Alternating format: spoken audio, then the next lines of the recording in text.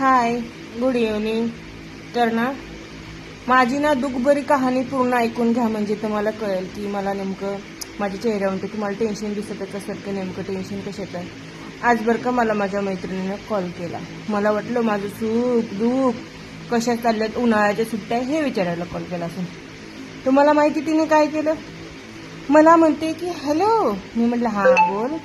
म्हणते की कसं की मला आमंत्रण आलं आहे धोंड्याच्या महिन्याचं. मी म्हटलं अरे वा, खूप चांगलं गोष्ट आहे. अगं ऐक ना. मी म्हटलं काय तुला आलंय का? आता मला धोंड्याच्या महिन्याचं आमंत्रण येऊ किंवा नाही येऊ ते कुठं मला माझ्या सासरचे लोक मला धोंडे करून खाऊ घालणार. माझ्या मम्मी पप्पाला यांना करून खाऊ घालायचेत ना.